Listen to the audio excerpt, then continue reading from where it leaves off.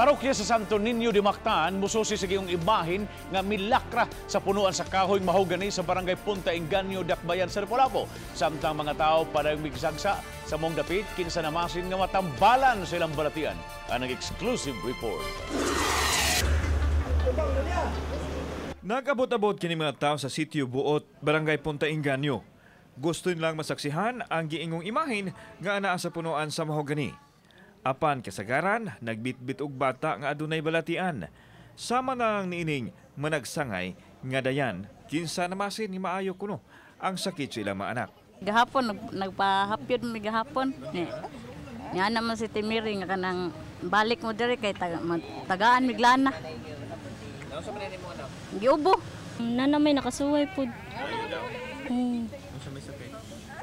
Kuan ka ng mga ginagmay rapod gud pero ang uban mga gipang cancer naman to. Nadiskubrehan ni Maria Hinon ang imahin ni atong Domingo.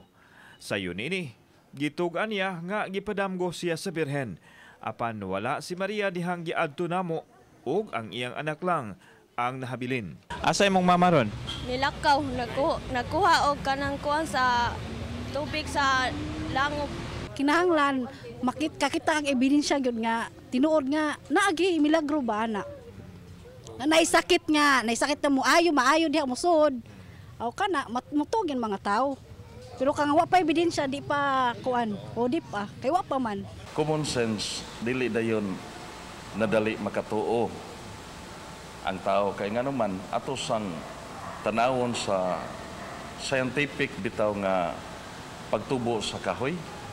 Unas tanan ang kahoy, magkaguwang ng kahoy, mo-expand yun na ang iyang lawas niya, nagi mga possibility nga, mangliki ang iyang mga panita na, no? Unya, posible nga, naimuhulma og tao. Gikatakdang mususi ang kadagkuan sa Santo Niño de Mactan Parish. Suma ni Father Amado Bakutot, ang team moderator nga moagi pa og makuti nga pakisusi ang mga ingon niini ug dili angayan nga tuhuan dayon. Ingon usab nini ang gipadayag ni Father Geoffrey Adolfo, ang team member. Kung ari ka sa aspeto sa apparition sa Mahal nga Birhen, di nato dali nga matuhuan kay nga naman tay pagtuon na moagi mo nagproseso aron iprobar ang authenticity.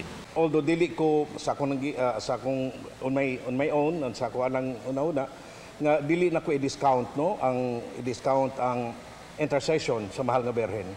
Pero ang importante niini nga ato sang kuhaon ang mayon nato idea sa mga experts about this matter. Wala man ibadaplin sa simbahang Katoliko ang posibilidad nga adunay intercession sa Mahal nga Birhen Maria, apan mipahimangno sila sa mga tao nga di mahisalaag nga mututok lang sa punuan sa kahoy, inay mas paligunon pa nini ang pagtuo ngadto sa Ginoo. Ang ako lang padayon ta sa tong pagtuo sa Mahal nga Birhen, pero dili nato ni himuon nga hindrance bitaw. Dili po nato himuon nga anha na lang gyud ta diha.